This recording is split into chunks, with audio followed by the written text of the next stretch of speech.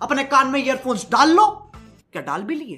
वह तेज हो रहा है। તો જય માતાજી મારા ભાઈઓ, તો આજના વિડીયોની અંદર આપણે વાત કરવાના છે કે તમારી પાસે જો પિક્સેલ લેબ હોય ને પિક્સેલ લેબની અંદર ફોન્ટ ઇન્સ્ટોલ ના થતા હોય, નવા ફોન્ટ તમારે ઇન્સ્ટોલ કરવા હોય, હિન્દી, ગુજરાતી, ઇંગ્લિશ કોઈ પણ પ્રકારના ફોન્ટ તમારે ઇન્સ્ટોલ કરવા હોય અને ઇન્સ્ટોલ ના થતા હોય, તમારી સ્ક્રીન પર હમણાં જે બતાડી રહ્યું છે તે પ્રકારનું બતાડતું હોય, તો આજના વિડીયોમાં તે સોલ્યુશન આપણે લાવવાના છીએ અને તમે કોઈ પણ જાતના ફોન્ટ ઇન્સ્ટોલ કરી શકો છો પિક્સેલ લેબની અંદર.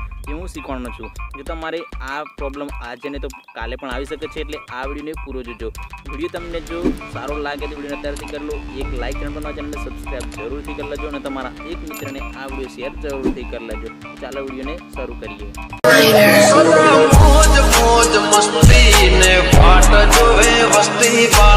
સૌથી પહેલાં જોઈ શકો છો આપણે અહીંયા પિક્સેલ લેબ એપ્લિકેશનને ઓપન કરી છે. કંઈક આ રીતે ઇન્ટરફેસ જોવા મળશે. હવે જોઈ શકો છો અહીંયા ટેક્સ્ટ એક ટાઈપિંગ કરેલો છે અને આપણે ફોન્ટમાં જઈએ છીએ. જોઈ શકો છો ફોન્ટમાં તમારે કંઈક આ રીતે જવાનું રહેશે. તમે તમારી સ્ક્રીન પર જોઈ શકો છો. ફોન્ટમાં આવ્યા પછી અહીંયા જે ફોન્ટ છે બરાબર છે, પિક્સેલ લેબના અંદર નથી બતાડે છે. હવે સાઈડમાં વચ્ચે ક્લિક કરશો એટલે તમને ફોન્ટ જોવા મળશે. ત્યાં ફોન્ટ એડ નથી બરાબર, ફોન્ટ એડ નથી અને નીચે લખેલું બતાડે છે નોટ એડ ડિલીટેબલ ફોન્ટ. ઓકે, એટલે તમને કંઈક આ રીતે બતાડશે. હવે આ રીતે બતાડશે આપણે ફોન્ટ કેવી રીતે ઇન્સ્ટોલ કરશું. જો હું ફોન્ટ ઇન્સ્ટોલ કરવા જાઉં છું અહીંયાથી, તો આ રીતે બતાડે છે અને ફોન્ટ મારે એકેય બતાડતો નથી. તેનું સોલ્યુશન શું છે તો આપણે જોઈ શકો છો. અહીંયા ફરીથી બેક આવશું. બેક આવ્યા પછી ફરીથી આપણે ફોન્ટ પર જશું અને ફોન્ટ પર ક્લિક કર્યા પછી તમારે કંઈક આ રીતે જવાનું રહેશે. આ રીતે ગયા પછી તમે સિમ્પલ જોઈ શકો છો જે પહેલાંનું ઓપ્શન છે તેના ઉપર ક્લિક કરવાનું રહેશે. જે ટી લખેલો દેખાય છે તેના ઉપર ક્લિક કરશો એટલે કંઈક આ રીતે ઇન્ટરફેસ જોવા મળશે. હવે તમારે અહીંયાથી ફાઇલ ઓપન થશે બરાબર. ફાઇલ તમારે જે ફોન્ટનું નામ હોય તેના પર ક્લિક કરવાનું રહેશે અને ફોલ્ડર પર ક્લિક કરી તમારે આ રીતે ઓપન કરવાનું રહેશે. હવે જે પણ ફાઇલમાં તમારા ફોન્ટ હોય બરાબર તે ફાઇલને તમારે ઓપન કરવાની રહેશે.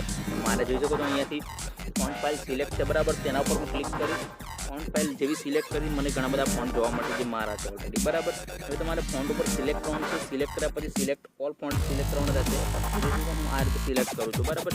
સિલેક્ટ કર્યા પછી તમારે સિમ્પલી સિલેક્ટ ઉપર ક્લિક કરવાનું રહેશે. સાઈડમાં દેખાય છે તેના પર તમે જેવું ક્લિક કરશો એટલે થોડીક રાહ જોવાની રહેશે બરાબર. જો તમારે વધારે ફોન્ટ હશે મારા ભાઈઓ 100થી ઉપર ફોન્ટ હશે તો થોડીક વાર તમારે રાહ જોવાની રહેશે. ફોન્ટ ઓટોમેટિક એડ થશે બરાબર. તમારે પિક્સેલ બંધ નથી કરવાની મારા ભાઈઓ, પિક્સેલ ચાલુ જ રાખવાની છે. જે થાય તે થવા દેવાનું છે. થોડી વાર રાહ જોવાની રહેશે.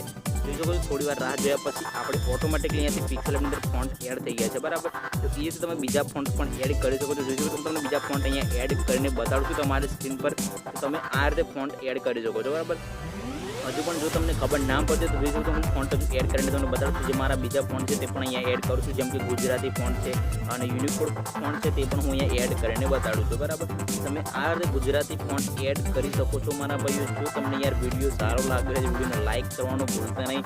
અને જે પણ ભાઈને આ પ્રોબ્લેમ હોય બરાબર તો યાર કોમેન્ટ જરૂરથી કરજો કે સોલ્યુશન મળી ગયું છે. ઘણા લોકોની કોમેન્ટ આવતી, ઇન્સ્ટાગ્રામમાં મેસેજ પણ આવતા કે યાર પિક્સેલની અંદર ફોન્ટ એડ થતા નથી. તેના માટે જ આપણે આ વિડીયો બનાવ્યો છે. તો યાર વિડીયો યોગ્ય લાગે તો લાઇક જરૂરથી કરી લેજો. ચાલો મળીએ નેક્સ્ટ વિડીયોની અંદર.